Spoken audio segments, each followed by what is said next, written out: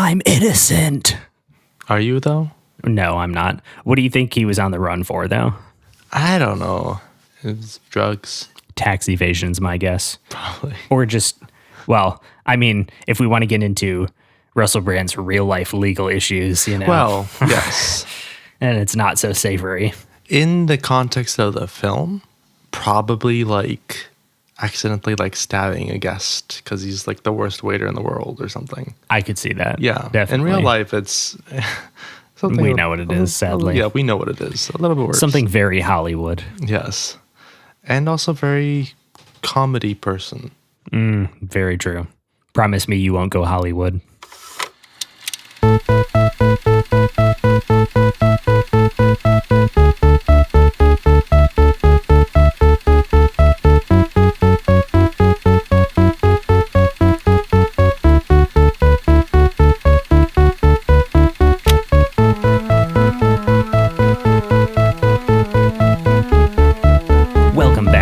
Uncultured Pop Culture Podcast. My name is Brandon, and I am joined, as always, by my co-host, David, co-pilot. Yes, and we had to bring back the co-pilot for this very special episode, because this is episode 26, and when I say very special episode, I mean it. We are halfway through the first season of Uncultured Pop Culture, so we thought we had to celebrate. Yeah, it's been a crazy journey. I can't believe we're halfway through. It's been insane. I have moved states. I have done nothing. You switched jobs. Yeah, that's true. I switched jobs. Getting paid more. Getting paid a little bit more, above minimum wage. Above minimum wage, and I got a pretty much a raise that got wiped out by inflation the next day. So that's nice. Oh, nice. Yeah. That's very fun. I love that. I love when that happens. But this is a very special episode because you are not going to hear from me first. You are going to hear from David talking about music. That's right. And I'm going to be talking about a movie. We be switching. We really do be. And we thought, what better way than to theme it?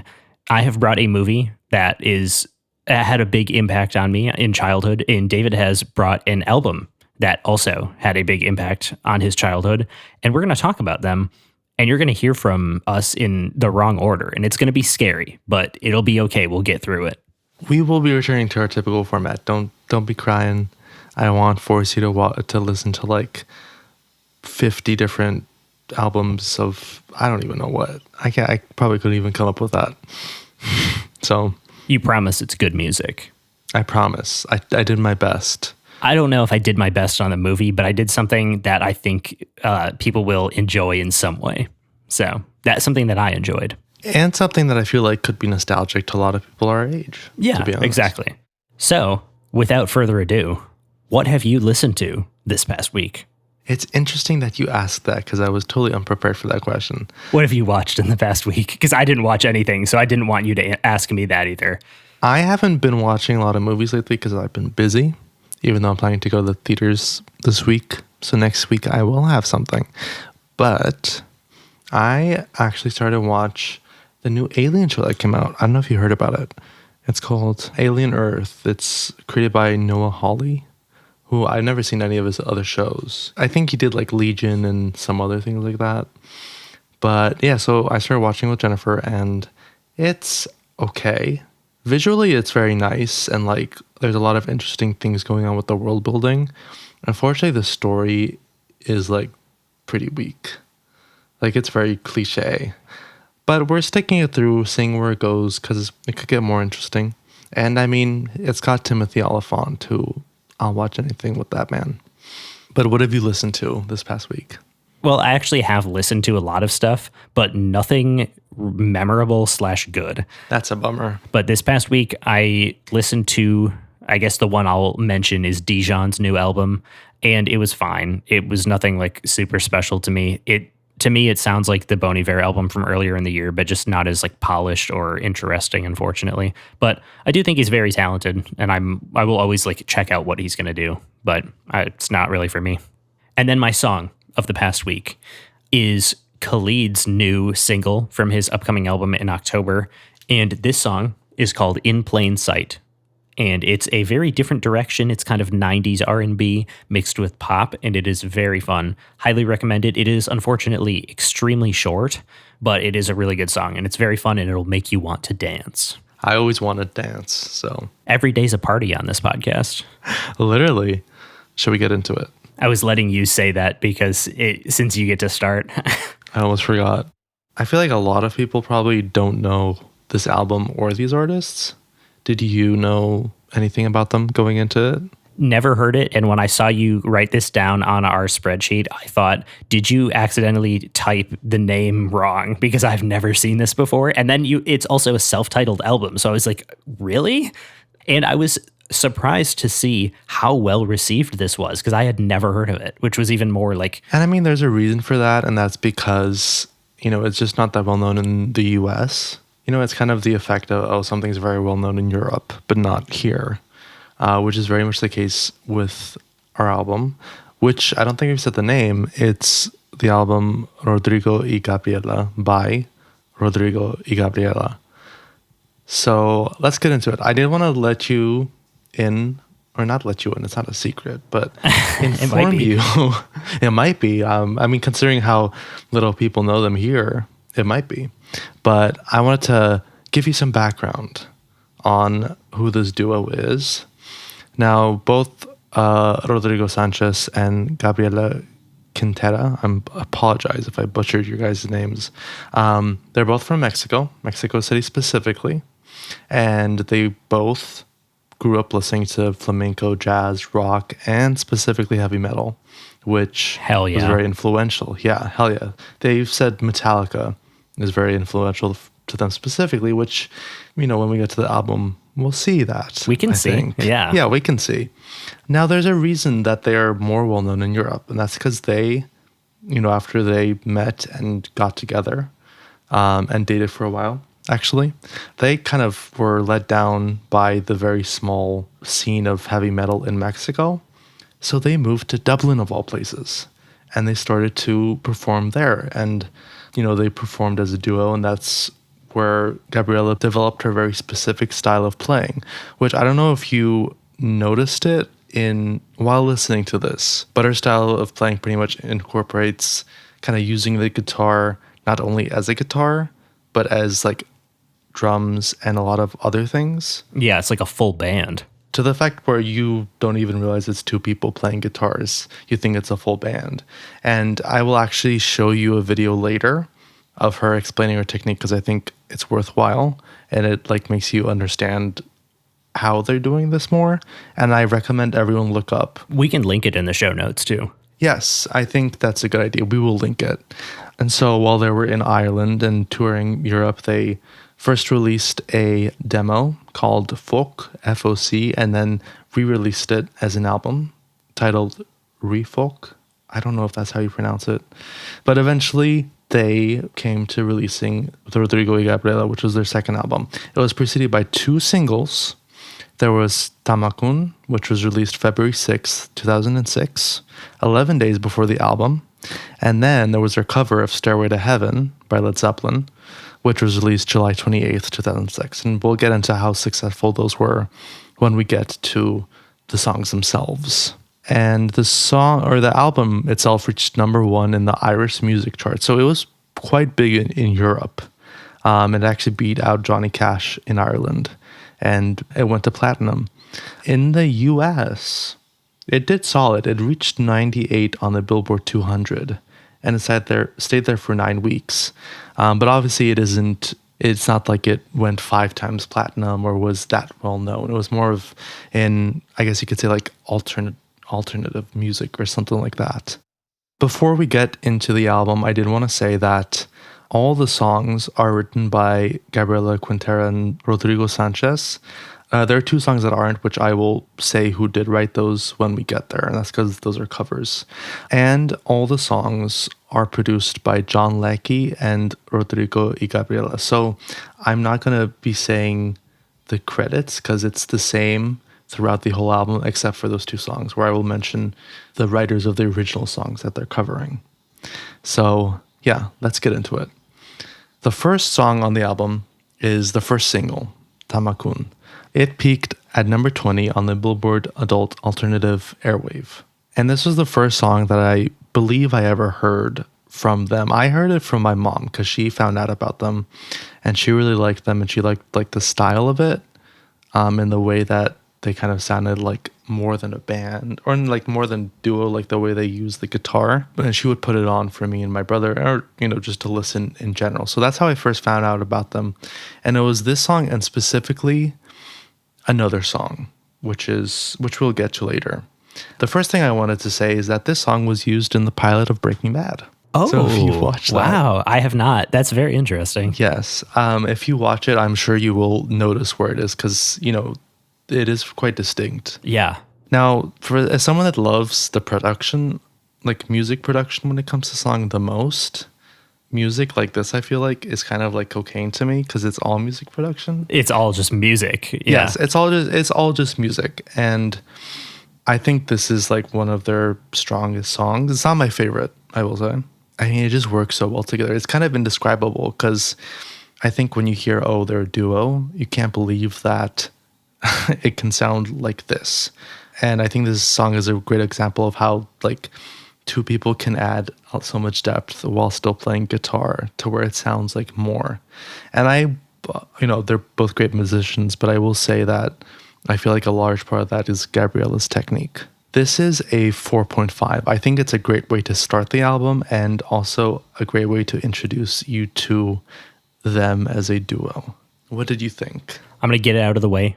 This is my favorite song. Ooh. We might have to coin this as the Rodrigo y Gabriela effect, because this is the lead single. This is the most popular song from the album, and it's the first song. Yes. So one of those things definitely will become an effect. I'm thinking it's the single or it's the most popular song effect. So I actually agree with the consensus on this one. I do think this is their best song. I guess going forward, we'll also have to see how it just hashes out with which one comes up a lot. That's true. Nice. Yeah. I think the melodies and the rhythm of this song are my favorite on the album. It's just so infectious. It's so much fun.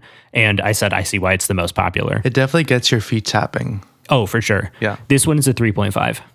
Song number 2 was called Diablo Rojo. To me, the song always felt like a more propulsive version of Tamakun, and that's why I actually prefer this. Oh. Yes, this is my second favorite song on the album. I think specifically because of the build-ups. I feel like throughout this whole album, the way they build up in songs is kind of crazy, but I feel like here it's one of the best examples, considering how fast they're going. It shows you like how good they are at playing the guitar. Especially Rodrigo, I think he kind of in some ways shows off in the song a little bit more. This is a 5 for me. This is my second favorite song in the whole album. That means we get another 5. Exactly.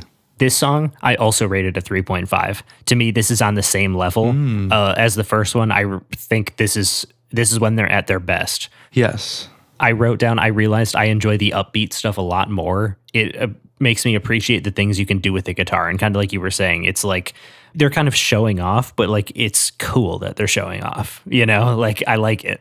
It's like you can do this, so why not do it? Yeah, it's like they're showing off, but not to rub it in your face. Yeah. And instead they're showing off and you're like, damn it, I want to do that. Yeah, exactly. Yeah. I said that restarting the same riff at the end of the song, I think is really fun. And it is almost like, are you paying attention to the song? It's like, we're going to do it again. We're going to do it again until you're paying attention and you're ready for it, which I thought was kind of fun. I wrote down, I have a few like use cases for these songs, I guess. So I said, these first 2 songs feel like live entertainment at an upscale Mexican restaurant. I can see that. So yeah, I liked this one as well. This is also a 3.5.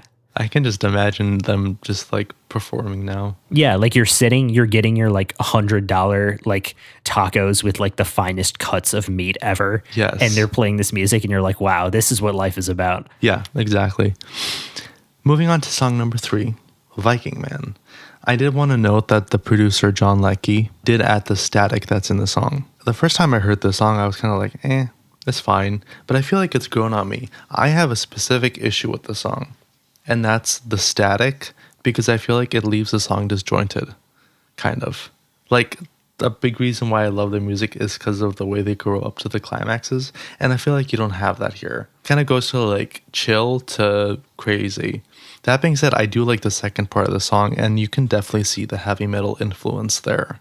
But I feel like it's a step down. It's a 4. It's still good, but it's a 4 for me. Very interesting comments, because the first thing I wrote is, I think this is a step down from the previous 2 songs. Still good, just not as memorable. Although the second part, where we go into high gear, is very fun and would go crazy live. I kind of wish the whole song was that. Yeah, I think that part is really when it picked up, and I was like, oh wait, no, I do enjoy this. Just the first half wasn't as memorable. And I also wrote, we have moved into coffee shop performance territory now. Whatever that means. This one's a 3 for me. If you're in a coffee shop and that second part came on, that would be like everyone would jump, I feel like. That's what I think too. So I think that applies mostly only to the first part of the song. That song's the coffee shop vibe. Moving on to song number 4. For a second, I was just going to sit there and wait for you to continue listening to the songs because I'm so used to it. It is really, really weird. I am looking and I'm I have no notes about the actual song. It's just my own thoughts. This is so messed up. We'll get back to the song in a second, but when I was looking through my notes this morning to get ready for the episode, I scrolled down and for a second I was like, oh shit, I forgot to write down all the movie notes. And then I was like, oh, wait. Just wait until we get to the movie. You are not going to be prepared for it because it's strange. So that's all I can say about my notes. Okay, I'm very intrigued. All right, moving on to the next song, finally. Song number 4, Satori. I don't know if there was a Japanese influence on the song. Guessing based off the title that there might have been. This song is fine. It never fully clicked with me. I feel like this song is another step down. And in general, I feel like the middle of this album is weaker than the beginning and the end. I do like that it kind of adds some quiet to the overall album, but it doesn't fully get me there. I feel like it's maybe not as propulsive as the previous songs. Sits at 3.5. It's kind of just, I keep on going down little by little with every song, I feel like. We are so in agreement here because this one, I agree, is a step down from the previous song. I said it's kind of a more melancholic feel. I'm still getting coffee shop vibes from the song, but it may have turned into a Starbucks now. Ooh. So do with that what you will. And then I said Loki, the song that never ends. There are so many different parts and movements to it that it feels more like an orchestral suite than a song. I could see it's that. kind of just it's an amalgamation of a bunch of stuff. And I think it's good, but it's just I don't know, it's not as strong as the other one. So this one is a 2.5 for me. It doesn't give you as much, pretty much. Yeah. It doesn't provide much. Well, moving on to song number 5, Ixtapa. I know that's a place in Mexico. I don't know how to pronounce it, so I'm very sorry. And they based it off of their time in, I believe it's a city of the same name. This song, I should note, features a violin solo played and improvised by Robbie Lakatos. Now this song, to be honest, continues the trend. Maybe we should also call this the Rodrigo y Gabriela trend, because it also is kind of continuing. Middle album slump. Kind of. Yeah, maybe. It's weird because it's like a slope. It's little by little, you know? Yeah. Yeah, exactly. I mean, again, agree. I don't hate this because I don't hate any song in the album, I don't believe, but it doesn't fully get there for me. I think the slow part in general doesn't work. I think the beginning works better, but the slow part, it's kind of just there and you're like, okay, when is this going to end? And actually my least favorite part is the part where the album, the violin comes in. My least favorite part is the album. I feel like the album. No. But I feel like the violin is the weakest part. And in general, that takes it down to a 3. Not the worst thing I've heard, but it's definitely a very, very mixed bag. And this is actually my least favorite song on the whole album. So we are somewhat in agreement on this one. Ooh. Because I think Movement 1 is fun and upbeat. Movement 2 is a lot darker and brooding, but I do love it. And I think that when you just get the sad part, it's my favorite part of the album. Unfortunately, it starts to pick up. They play with key modulation. It's not as fun anymore. I think. And then I also said, unfortunately, I am not a fan of the violin. It's well played, but it feels like it came out of nowhere, and the mixing on it is strange and bad and feels like it's in a different room. Yes. So this song ultimately does not work for me, so it is a 2.5. It's fine, but this, like, if I'm listening to this album again, I'm not going to be going back to this song, really. I will say, to your point about the violin, I don't think it fits with the style at all. It's so much a different style. They didn't need anyone else. They know what they're doing, I feel like. Them by themselves is all that you need. There's no reason to add anyone else. All right, song number 6, Stairway to Heaven. Obviously, this is a cover of Stairway to Heaven written by Jimmy Page and Robert Plant. Probably the most famous rock song ever written. It's banned from being played in Guitar Center, so I would say yeah. Well, people, if you play this version, maybe they won't kick you out. You just have to learn how to play That's true. incredibly hard things. Yeah, when you're buying your first guitar. Yes, exactly. This is the second single from the album. Now, I didn't really find information on how much, this made in the US or how successful it was on the charts, but it did reach 98 on the UK charts. Now, in my mind, a cover to Stairway to Heaven should not work. Obviously I've talked about how I do listen to rock. I do like rock or love rock as much as I do with a lot of the genres that we've listened to on this podcast. And I do think that there is a reason why Stairway to Heaven is considered one of the best rock songs and songs in general ever written. I think that Stairway to Heaven has the same effect where no matter how many times you hear it, it still sounds fresh. And it kind of blows your mind that it was ever written.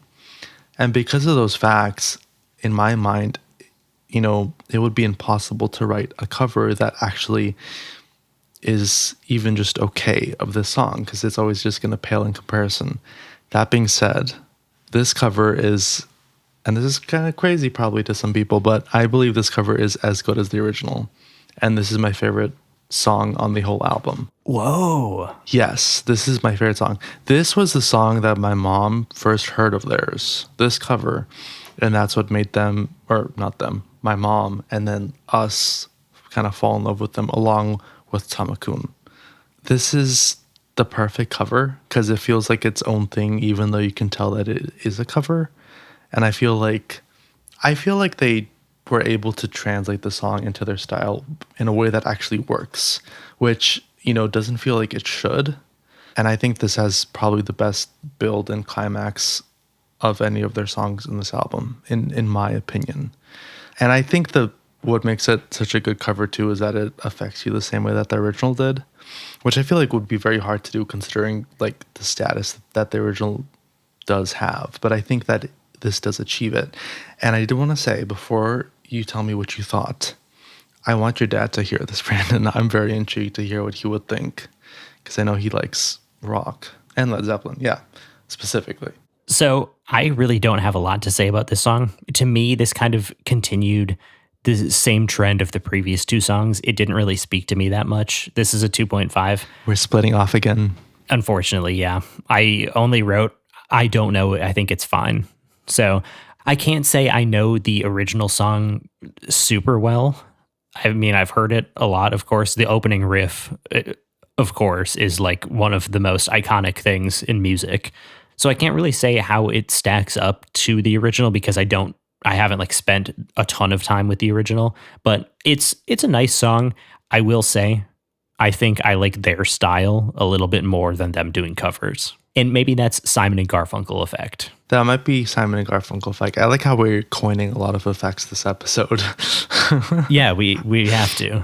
We need to confuse everyone else to make them listen to all of the episodes, You're going to have to listen to each one and write down which effects are which so you know what's going on, pretty much. Well, I also wonder do you think if you heard this without knowing it's a cover, and obviously like if you hadn't heard Stairway to Heaven so you didn't know that opening riff, do you think you would have been able to still tell it was a cover? Kind of the same way we still were able to with Simon and Garfunkel? I think in a way, yes, because I feel like their style is much more rhythmic first, and then you kind of get these like... That is very true. These melodies that are almost like vocal. Like the way they play the guitar is so melodic, and it's almost like it's not a guitar. And I feel like this song is where it's like, oh yeah, this is a guitar.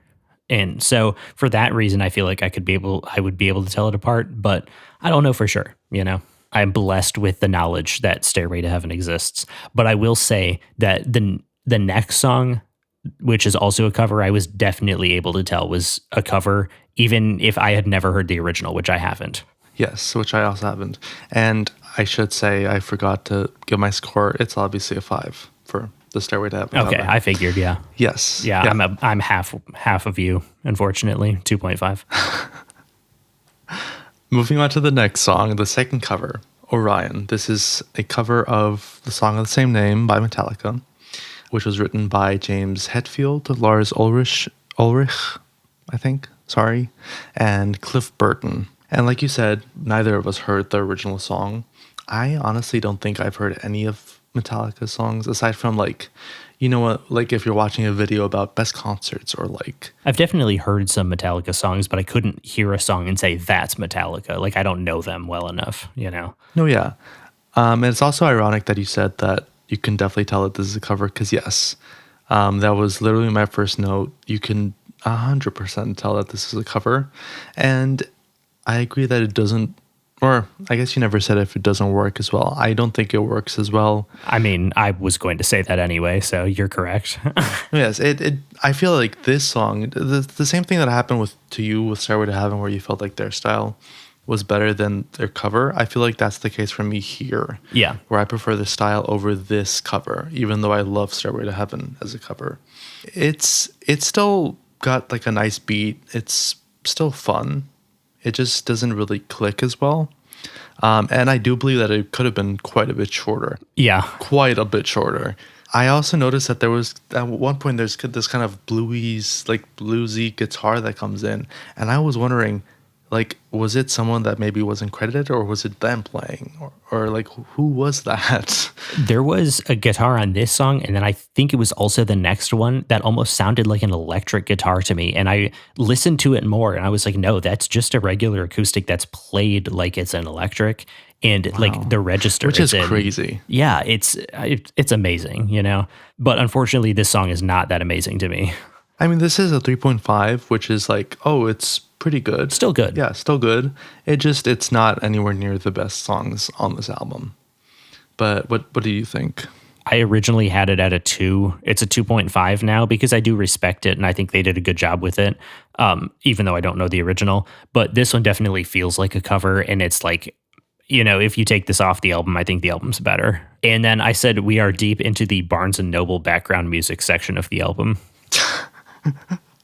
Is that devolving from Starbucks? I don't know about devolving because I originally thought Barnes & Noble is a step up from Starbucks. I think it goes Oh, I see. Mexican restaurant at the top, then coffee shop, then Barnes & Noble, then Starbucks at the bottom. Mm-hmm. But I don't know. And I mean, I will say some Barnes & Nobles do have Starbucks in there. So it is true. very simple, like very close. I think every Barnes & Noble I've been to has had a Starbucks in it, unless it's in a mall. Yes. Well, there's actually one I know that doesn't, and that's actually my local Barnes & Nobles, but that's because it's a very small one. And it's in like a converted former movie theater. I should also say this is my least favorite song on the album. Yeah, I mean, I kind of assumed when he said you almost gave it a 2. But yeah. Yeah, this one just didn't work for me. But don't worry, it gets better. Yes, it does. Song number 8, Juan Loco. This very much feels like a return to the style of the, 2 opening songs. And this makes it much stronger than, at least for me, the, songs in the middle of the album. Or the songs that work for me better in the album are just simpler and stick more to their style. Of course, my favorite song is a cover, but I feel like there you can still see that style very much, which I know you might kind of disagree with, but I feel like that's why I do love that song. I don't know if I necessarily disagree with it. I think they definitely like turned it into their style. I just feel like it's overall like it's a cover. I don't know why I said that and it sounded like it's a negative thing. It's not a negative thing. No, yeah. And I mean, this song, the first time I heard it, I was like, oh, it's solid, but it's not as good as, the first 2 songs or Stairway to Heaven. But I feel like it's kind of grown on me, and now, it's not my favorite, but it's still a damn good song, and it's a 4.5 from me. This one, I said, is a return to form after the previous 2 songs. It's much more intriguing, and we're back into a live coffee shop performance. This song is to me comparable to Viking Man, where it has a lot of energy, but it didn't capture me as much as the first two. So this one is a 3. All right. We're at the last song of the album. Pretty short album as well. Yeah, it is quite a short album. But I feel like that also kind of works for their style in a weird way. Now, the last song is called PPA, which stands for Pinche Personal Assistant, which any Spanish speaker knows that pinche is a pretty bad swear word that you don't say. I just did. How dare I? It's actually like, I think, something you don't say like in front of like good company. You know, I don't know exactly what it means.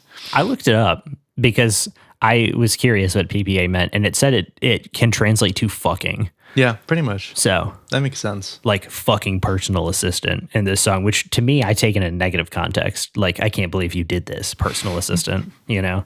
Yeah. And not like I am fucking a personal assistant. Right. Yeah. That's how I didn't take it that way. But that was what the Google Gemini AI overview that I cannot turn off said. It could be completely wrong. Boo AI. Yeah. Fuck AI. Yes, that's very true. Fuck AI.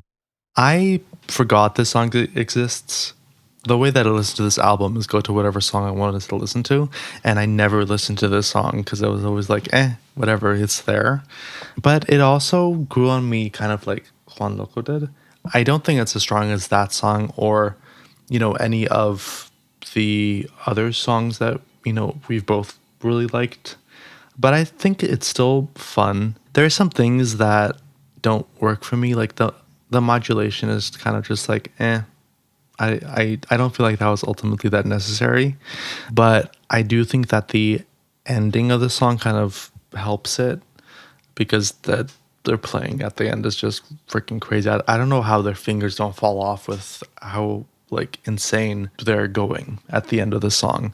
It's a 4. It's, you know, a step down for sure, but there are parts of it that definitely save it from kind of going lower. Interestingly enough, I kind of thought this song was a little bit of a step up from Juan Loco. It is still a 3, but I think that we round out the album with the upscale Mexican restaurant. Like, I feel like this is more on the level of the first 2 songs than it is Viking Man and Juan Loco. But I said, dare I say, the most flamenco song on the album. I feel like there's much more of a like flair to this. We see their style merging with kind of like flamenco more, I feel like, on this song. And then I might say the most insane thing that I've said all night. The end of this song feels like when Jay-Z and Kanye West were trading bars at in the last, like, absolute last second of Watch the Throne. Like, to me, that's really funny. They're like communicating to each other, but they're like finishing each other's sentences, if that makes sense, like melodically. No, I can totally see that. Yeah. It feels like the most in sync that they've ever been. Definitely. It's which great. Is kind of crazy considering what other songs have come before it. Yes. Great way to end the album, I think. Like, we kind of... I agree. The whole song doesn't have the energy of the first 2 songs, but at the end, we kind of get back up to that energy, and it almost feels like it's like a cycle then, and we can start back at 1, where we're like at level 100. You definitely end on a high, for sure. For sure. With the song. Yeah. And that's the whole album. This is actually my first time listening through the whole thing. Oh, wow. Well, because like I've said before, you know, the way I would listen to it is I would just go to whatever specific song I wanted to listen to. And because of that, like, there were songs that I just never heard because I just skipped because I was always like, whatever.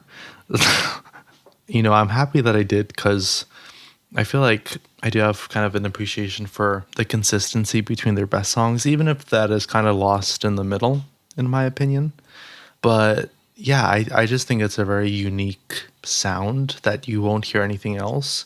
I also think that kind of makes it hard to explain or to put into a genre because you're like, what is this? This isn't flamenco. This isn't like rock. This isn't, you know, like, this is just its own entity.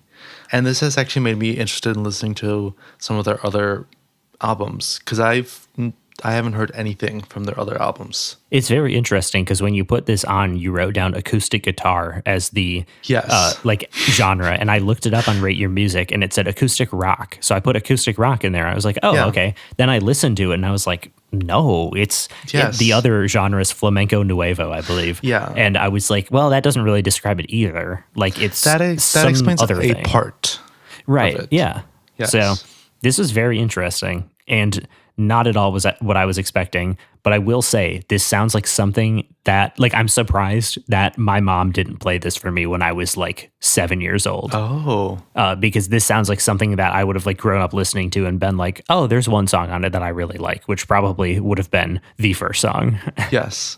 Well, now you can play it for her, and then she will start playing it around the house. Now, my score for the overall album is 4.5. It's very high. Obviously, it's not a 5 because I do think there's that slump. But in general, I do really love this album. I listen to it a lot.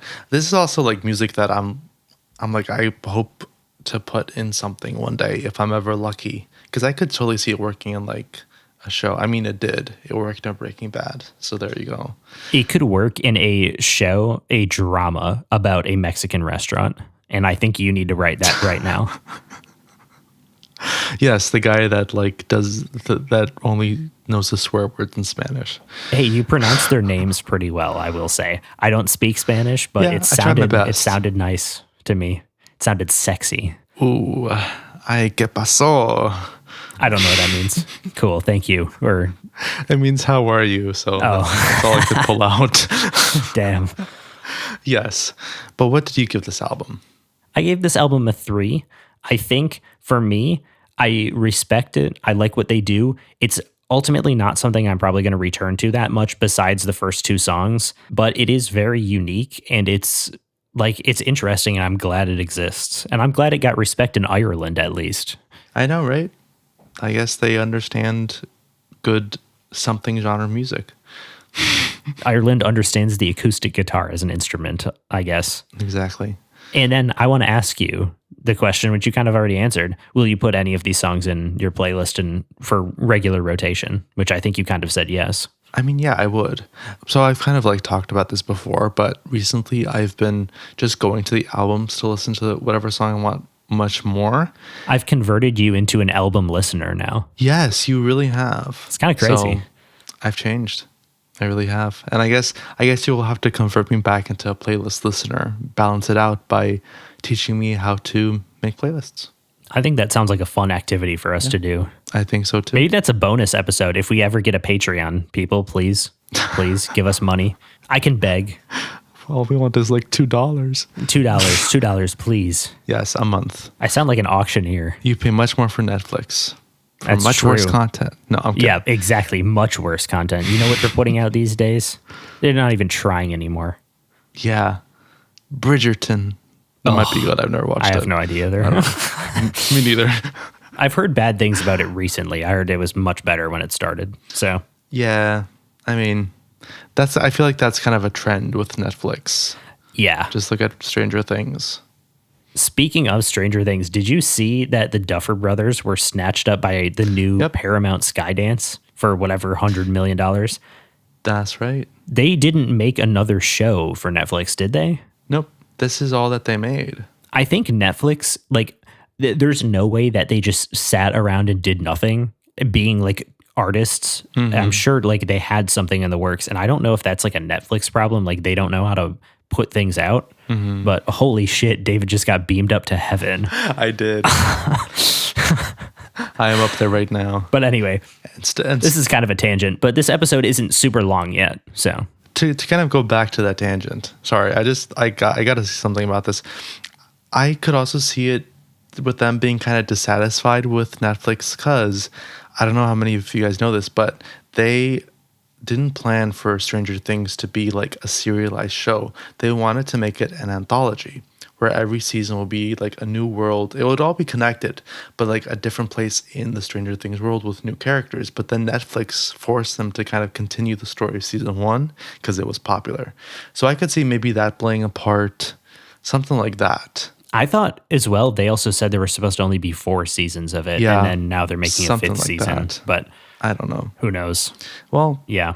I'm going to keep all of this in because I think it's interesting. And like, obviously, we are uncultured pop culture, so we have to talk about the pop culture like that's happening right now. We gotta bring it up once in a while. I mean, we could talk for several hours about what's going on with Paramount, how it'll pan out, and all the what Trump it means stuff, what it means for media because of the FCC kind of breathing down everybody's neck, and now going after Disney as well, and potentially maybe NBC. Who knows? But probably everyone at this point, except for Warner Brothers, because David Zaslav is doing that himself. Yeah. Oh my God. Yes. He installed himself as the CEO of the new Warner Brothers, and then spun off Discovery into something else. Yeah, and then we'll put someone else in charge to just take care of the shit, pretty much. Just insane. Yeah, to basically just ruin their life. And he's going to run away with this $350 million that he got paid in 1 year or whatever. Anyway. Exactly. Yes. But talking about Disney. We are talking about Disney. We're talking about I don't know if I'd say classic, but it's an older Disney movie. I will say that. An older, maybe a Adam Sandler classic, which means that it's not actually a classic. But okay. I think you're already starting to hint towards a question I'm going to ask you later. Okay. I mean, I won't spoil things. Before we get there, I won't spoil things. We have to start with the IMDb logline, and I need your opinion on it. This feels so weird. I know. It's crazy. I've always wanted to do this. So here we go. This is the logline. A hotel handyman's life changes when the lavish bedtime stories he tells his niece and nephew start to magically come true. What do you think? I mean, yeah, that's kind of it. Like, obviously there's more tied to the hotel, but that is like the central. Yes. I just said it like that. Yeah, central, like driving force of the film. So yeah, that works for me. It could be a little bit more maybe, but at the same time, you don't want it to feel overstuffed. So right, and I feel like you don't need anything else really. Like the other stuff is kind of you can find out when you watch it. Exactly. What better time to release a movie than Christmas Day 2008, which is when this came out? It was directed by Adam Shankman, who, in case you didn't know, is a dancer and choreographer, and he was a judge on So You Think You Can Dance for 2 seasons, which I had no idea. I've never heard of this man, but he also directs movies, so good for him. You would think there would be more dancing in this, considering. That's what, when I saw he was a choreographer, I was like, where, did I miss like something? I was waiting for like a big scene, you know, but. Maybe he did choreography for Adam Sandler's face or something. He taught them how to move. Like each scene, the blocking was perfectly choreographed. Who knows? Yes, he was helping Russell Brand with that. This movie was written by Matt Lopez and Tim Herlihy from a story by Matt Lopez. Tim Herlihy is a longtime Adam Sandler writer. Mm-hmm. They go back a long time. And his son is part of Please Don't Destroy on SNL, who I like, but he is a Nepo baby. So that being said, I still do really love Please Don't Destroy. I think they're really funny. This movie was produced by Andrew Gunn, Adam Sandler, and Jack Giaraputo. I don't know if that's how you say it. Apologies. Cinematography by Michael Barrett. Edited by Tom Costain and Michael Tronick. Music by Rupert Gregson Williams.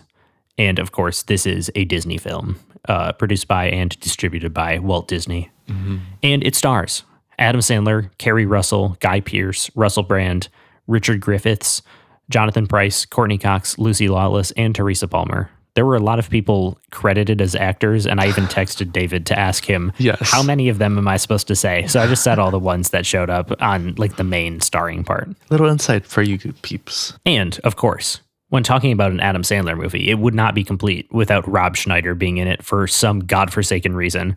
And he is here, and he is a Native American chief, which, of course, is not racist. Yes, 100% not. It has a 27% on Rotten Tomatoes, and it has a 33 on Metacritic. Oh, because I kind of wanted to see, like, you know, what do critics think of it? They don't like it. And then it also did make $212 million, but its budget was $80 million. So doing the math, that's not that good. You know, it could have just barely broken even, but who knows? I think it probably did just barely. But it definitely wasn't the profit that Disney was looking for, considering that this is an Adam Sandler film. That being said, I can totally see like the budget being that high, considering like the settings of the stories and all that. I kind of forgot how many like big effects and big sets there are in this movie. too. Like it's definitely expensive. Like it's kind of, for being an hour and 39 minutes, it's like you have so much stuff going on. And for being an Adam Sandler film. And then also, since you were talking about how it was expected to be a hit, it was also the Christmas release, which obviously is like a big deal. So I think this probably was not a failure, but it wasn't as much of a success as they were hoping. And then it also was projected to go number 1 on Christmas weekend, but it did not. It failed to Marley and Me and another children's movie, The Curious Case of Benjamin Button. Oh God. So yeah, kind of a fun fact there for you. This movie was shot from February to April 2008 in and around LA, and it was Happy Madison, which is Adam Sandler's production company. It was their first family film, and it was Adam Sandler's first collaboration with Disney. First family film because they didn't swear a lot, probably, right? I don't think they swore at all. Yeah, there were a few things where I was like, I did not get that when I was 6 years old watching this, or whatever, 7, I guess. Oh, yeah. That's basically all I have on the background. There's not a lot of background about this movie, so I'm going to ask you some questions instead. Kind of like wasn't able to fully do your job because there really isn't much to say. This feels like The Apprentice. Yes, The Apprentice, and After Sun were quite difficult because sometimes you go out there and there ain't much. But I can tell you that Adam Sandler injured himself during the shooting of this movie, not related to the movie, just playing basketball, which he's done, I think, 3 times now. That makes sense. Yeah. So at some point, shout out to him. You should just learn to give up playing basketball if you keep injuring yourself that bad. Ball is life. That's what they say. Sometimes you can't give up playing basketball. Sometimes the game needs you. I can't say I've ever experienced that, but... Yeah, me neither. So, I want to ask you, have you seen this before? And then also, what are your general thoughts on Adam Sandler? They sound negative. Okay, so I had seen this before a long, long time ago. It must have like over 10 years. And I saw this at a friend's house, I believe. I don't remember that much. Like, I don't remember very well which friend it was, if it was a sleepover, but I remember watching this with my friends. And this is actually the only movie I've seen with Adam Sandler in it. Oh. I haven't seen Happy Madison. I haven't seen, like any of his big hits. I also haven't seen Uncut. We need to watch Happy Madison 2. Yes. Then we're going to start with that. Oh, God. Yeah, we should start with that without Happy Madison 1. Exactly. We'll fill in everything with context clues. It'll be fine. Now, to answer your second question. Okay, wait. Yes. I just realized it's not Happy Madison, it's Happy Gilmore. Happy Madison is his production company. It's Happy. Oh. We are so stupid. We Happy are. Gilmore and Billy Madison. And I knew this, and I knew I was going to say it. And I even wrote down not to say it. And I fucking said it. And I cannot believe it. That's just the way. And you said it too. So, I did. We're both complicit. It's all the same. You know nothing about Adam Sandler. Exactly. I don't know anything.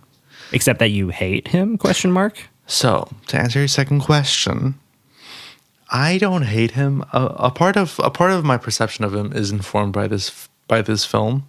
I also should say I was considering bringing this up, but when we were young, in the days before it was common knowledge that Bill Cosby was a rapist, we would watch the Cosby Show, and he also appears on there.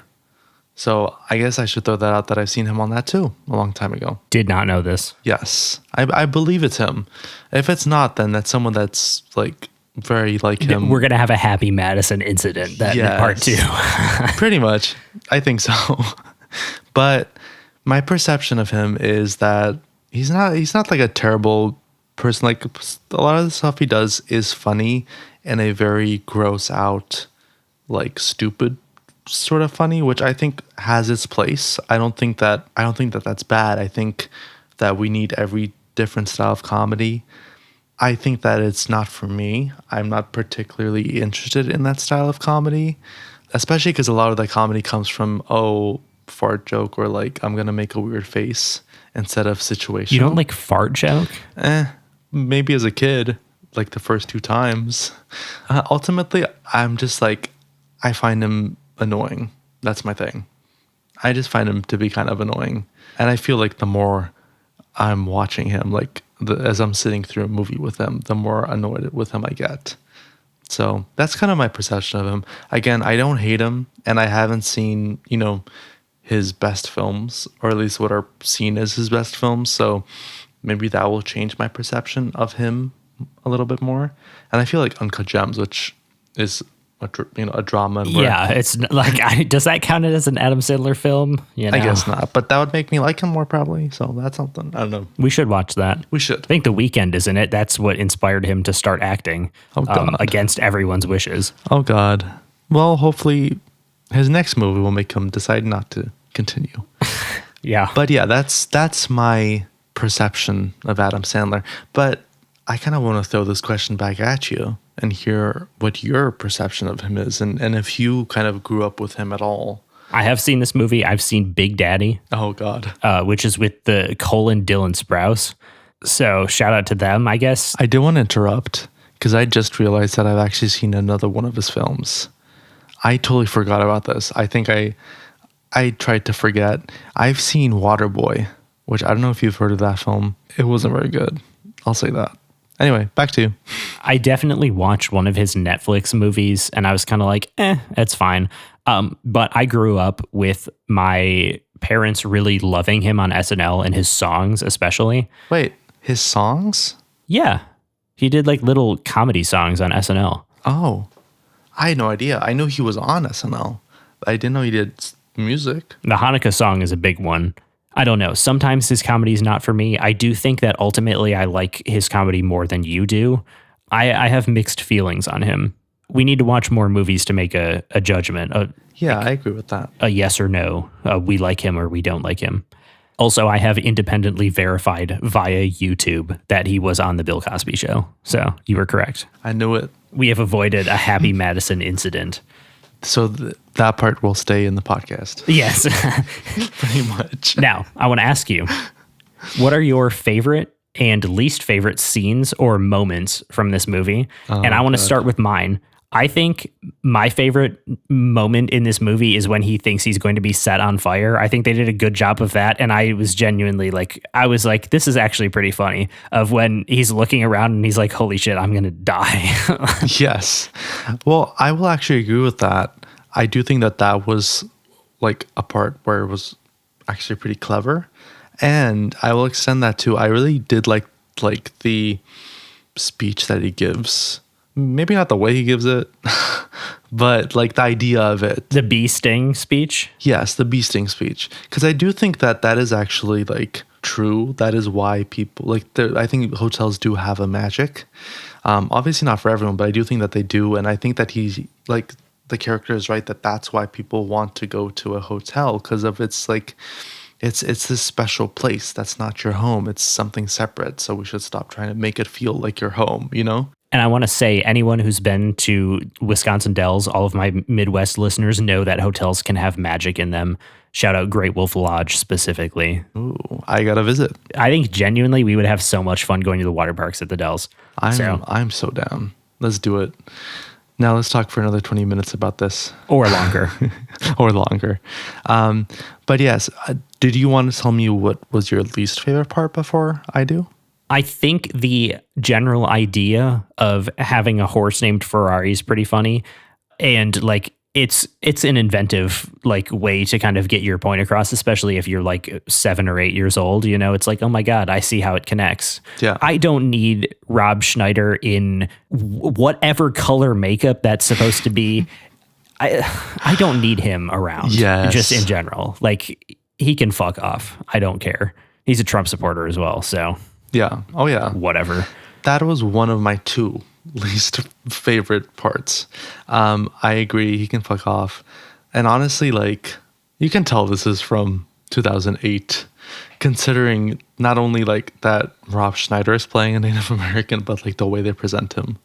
The way they handle anyone who's not white in this movie is definitely not ideal. Yes. I will say. It is not aged well for being 2008, which was not even 20 years ago. Oh, yeah. And the year that Barack Obama was elected, too. True. Yes.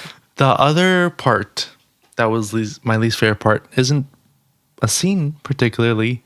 It's someone, which is Russell Brand.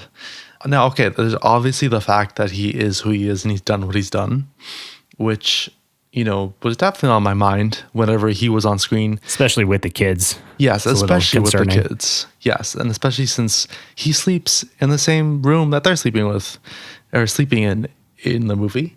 But even if you take that out, you just did not need him in this movie at all. Like, the only purpose he has is to, like, bring really unfunny comedy and to translate for Adam Sandler during the bee sting speech, or the bee sting speech.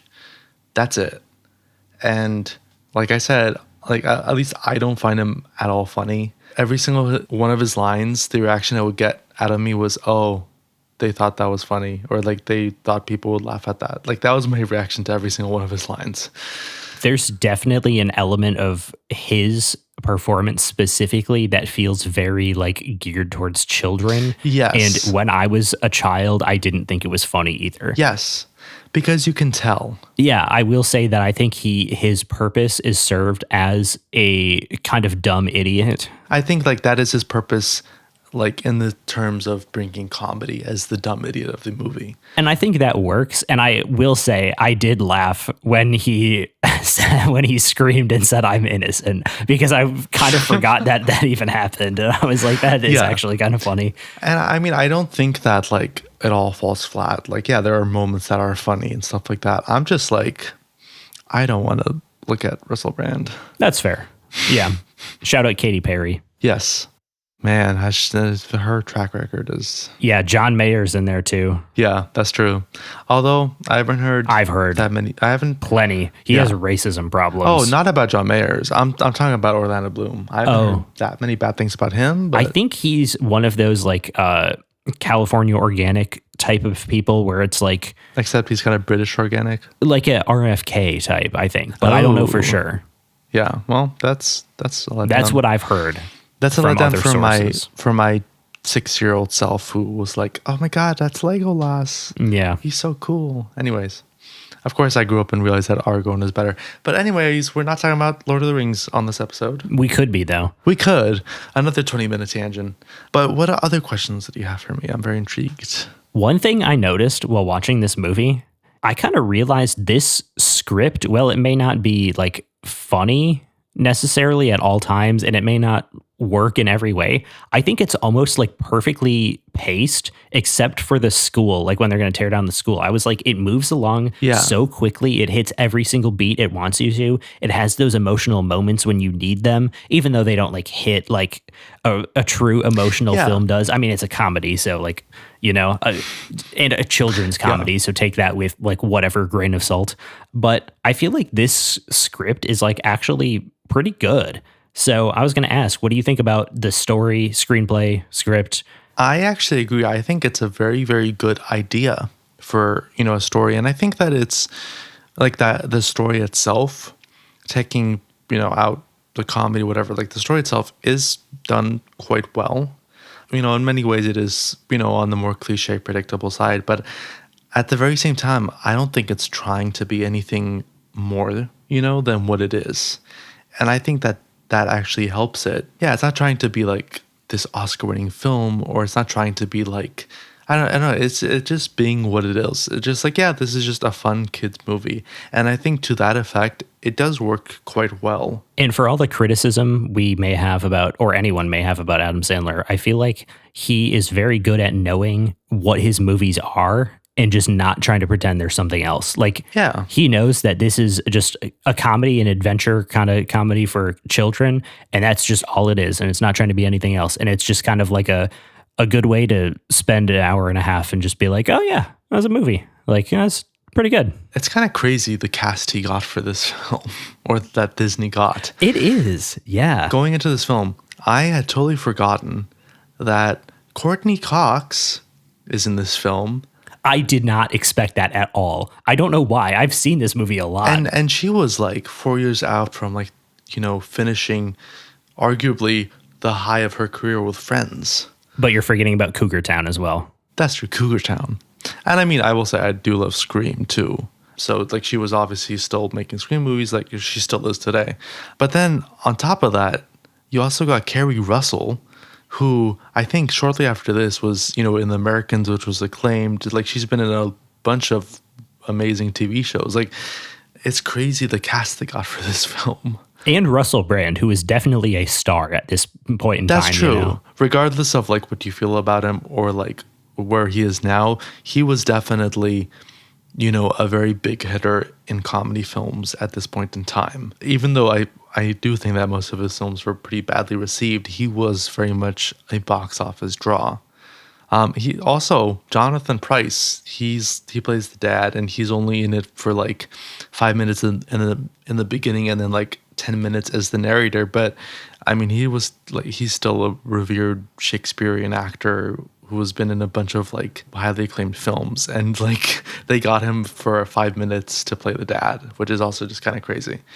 So that's like, I was not expecting that going into this film. I also have one quote here, which I thought was very funny, an Adam Sandler line. "No way, but you're like the classic school principal. I mean, you're scary and bad with people." That I laughed out loud at that. I was like, That's something I would say. Yeah, that sounds like something. That's something we would say. And then I also wanted to say that watching this now as an adult, I guess, whatever I am, I feel like I relate to Adam Sandler's character a little bit more now because this is kind of a personal thing. I feel often like I'm an ideas person and I'm not necessarily a like action person. And he's this whole time throughout the movie, he's kind of just like, oh, what if we did this? Yeah. I don't know. He's not like super motivated. And I feel like maybe I relate to Adam Sandler's like archetype of characters that he plays. So I don't know. I'd be interested to see. I think sometimes he does it well because he always kind of plays the same person. Sometimes he does it well and sometimes it just doesn't work. Yeah. And then I have one last question for you. It's kind of a two-parter. If you were directing this film or if you are writing this film, what are you changing? That's an interesting question. I feel like structurally it works. The story does work. I wouldn't change much there. I would introduce the school earlier and make it like a bigger point for sure. I feel like the thing that I would like work to improve is the comedy and just making that work a little bit more. That being said, considering that Adam Sandler was very big by this point, I think that no matter who directed it, he would still bring what he wanted to the table, and the director and writers would have had to accept it no matter what. And I think also like something that I often forget is how hard it is to write comedy for children. That is also very children true. Don't get a lot of like references to things. And also they have such a limited like amount of things that almost like his kind of fart humor in this almost kind of works for like a 6-year-old, because it's like, well, that is what they're going to find funny, And I mean, considering how hard it is to write comedy for adults. True. Yeah. Writing comedy for children is like 100 times harder. So that is something where I'm like, yeah, I would theoretically want to, but could I pull it off? And when it comes to like directing, I mean, I'm not a director. I certainly think that the style of the film is very much like maybe Disney show, not Disney show, but it's like, it's basic. It's Disney. It's Disney. Yes. It's like Disney live action movie of the era. We're just doing what we need to do to get it on the screen instead of going for a specific style. That being said, I don't think it really needs like some sort of style or something. It's not that type of movie. I would have maybe tried to do some interesting stuff, but ultimately, like, I'm not a director. I don't know much about that side of things, and I don't know that this film necessarily needs, that stuff. I mean, I would definitely cut out Rob Schneider. Right. Or cast an actual Native American person and not make it written like it's a hate crime. Yes. I mean, all the stuff that we've criticized, I would obviously change. But at the end of the day, it is kind of like you said, where it is what it is. It's not trying to be anything more. And I respect that. Yeah. I think one thing I will say that I'm kind of noticing now as you're speaking is as it's kind of like just an average Disney film is it actually is colored quite well. And it's colored like a Disney film from that era. And I just think that goes into how we have kind of forgotten how to color like mainstream movies now. And maybe that goes into lighting as well and cinematography, but like everything just feels so much more vibrant here. And it feels like it's like you're in a world instead of just kind of looking at a movie. That's very true. It's the Marvelification. it's the Marvelification, which I feel like is also kind of sadly kind of going to TV too nowadays. Like a lot of TV looks the same. Absolutely, yeah. Makes me very sad. But yeah, I mean, I agree. I don't, I think there is definitely more here than maybe similar types of films that are being released these days. Like I feel like those films look worse and cost more somehow. I don't understand. If a sequel was released today, it will cost $150 million for sure. Easily. And that's not even like accounting for inflation. Like, yes, it would just be that much. 100%. And everything would be CGI and look worse. Yes. I will commend that, like, obviously there's a lot of CGI elements in this film, but I do feel like a lot of elements were also practical, which in my view is the best way to approach effects, a mix of practical and CGI. It's definitely noticeable, some of the CGI at sometimes, but it's like at the same time, it's like it's 2008 and like they did actually pretty good job on some of it. Like it's not bad enough to take you out of the movie. Yeah, especially with like the pet hamster. Like that could have looked horrendous. Yes. But it looks like you're like, yeah, that's CGI, but I'm fine with it, you know? I have one last little thing to say. It's kind of a two-part shout out. The first shout out is to Aisha Tyler, whose line is it anyway, legend, who's in this movie, and I completely forgot. Me too. And then the other shout out is Pasadena City Hall. Oh, was that used? I'm like 95% sure. I could not verify it on IMDb, but that looks like Pasadena City Hall to me. We've been there. I've seen it in Parks and Rec forever. Wait, which part of the film? At the end, when we're going to see Aisha Tyler's like place of employment, and it's presumably for the city of LA. I swear to God, that is Pasadena City Hall. It looks like it to me. I mean, I could see that. I'm just totally did not notice what that looked like in the film. Having lived in LA as well, now I'm like, holy shit, like this is so LA. Like I did not know that when I was younger. I was like, they didn't even try to like hide any of it. Like this is just LA. Well, this is one of those films where they filmed in LA. Like it's set in LA and you can tell that they filmed in LA too. Yes, you know? Yeah. Because sometimes it will be set in LA and you're like, was this filmed here? Yeah, was this Vancouver or not? Like, yeah. And then other times you're like, oh, that was definitely not LA. But here you can 100% tell. Yeah. And I think it works well. Like I feel like the story of this film fits well with being set in LA, you know? It's that type of film. Like it needs to be set in LA. You get the kind of like average everyday person who's like the type of person you're going to meet in LA. And then you have the billionaire coming in to try to fuck everything up. Exactly. And that's what it's like. And it's like, half of the city is sleazy and run down and the other half looks really nice and put together. So there you go. And they're going to close a school and defund education. Classic. Exactly. To build a hotel. Yeah, exactly. That's probably the most realistic thing in the entire movie. And then the most unrealistic is that they actually stopped the hotel or the school from being demolished. Yeah. Yeah, especially. I will say a very realistic way of doing it through governmental corruption of knowing someone. Yes, exactly. And bribery. Yeah. That brings us to the last part, which is, what did you give this movie? I mean, watching this film, I was thinking of a score. I was trying to figure out what I should give it. Because a lot of times when I'm watching the film for this podcast, I do kind of have that in the back of my mind because I have seen the films before. And with this film, I didn't already have one going in because it had been so long since I last watched it. So I was kind of trying to think of what my score would be while I was watching it. And it kept on fluctuating. Obviously, like when Rob Schneider appeared, it went down. I wasn't sure how much to deduct off for that. Yeah, it was like how much. Ultimately, I think that there are strengths in this film that stop it from being bad. As we said before, the story does work quite well. I do really like the ideas. It's very inventive. And it is fun. A lot of the comedy doesn't work for me. And then also obviously like Adam Sandler's style just doesn't really work for me. But on the other hand, the film is still like it's still fun and it's not trying to be anything other than a fun movie. And importantly, it's not too long. It's the perfect length where it's like, that's all I need. I agree. It's not too long. So ultimately, after kind of going back and forth, I put it at a 3. It's fine. It has, good elements and then it has bad elements. I don't hate it. I also don't particularly like it, but it's solid. And that's kind of my take on the film. And I guess my take on Adam Sandler. I was really hoping I would have a higher score than you this week, but I am also a 3. It's fun. It's enjoyable. It's not a movie I'm going to like rewatch all the time. It's not obviously made for us because we're too old for it. Yeah. But like for what it is, I think this is pretty solid, and it was better than I remember and worse than I remember in a way. Like I don't remember Rob Schneider being in it.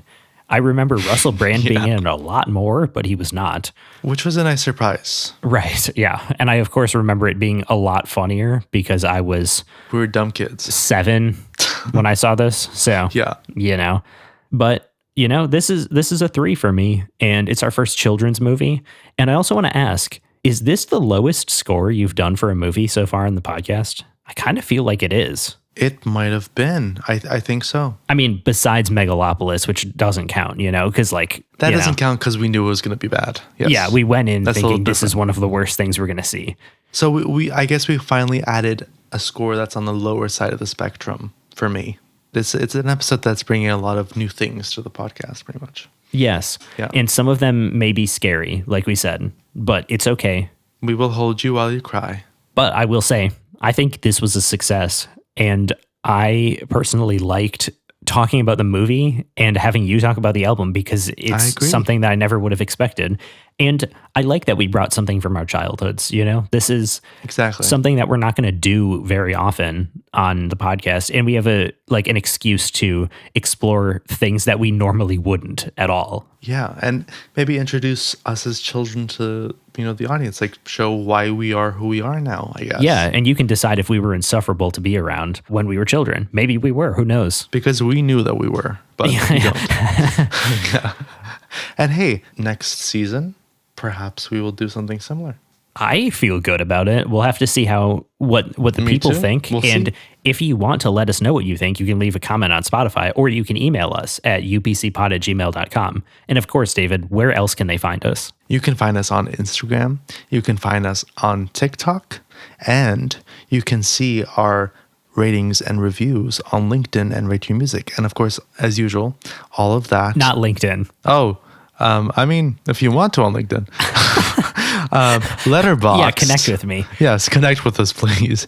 Yes, Letterboxd and Rate Your Music. And as usual, you can find all that information in the description of this video and on our link tree, which will be on our Instagram, which you should follow if you want to see what next week's episode is. One last thing.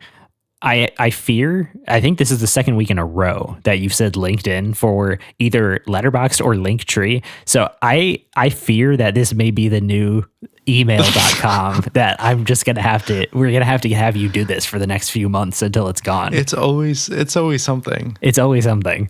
You can tell when someone is a young adult when they accidentally mention LinkedIn because they are trying to find work. Yeah. That isn't soul crushing. LinkedIn, it's rough out there. The new tagline of our podcast. Yeah, it's rough out there. I like that. I think we should do that. But anyway, I think that's the end, right? That's the end. That is very much the end. We will see you guys next time.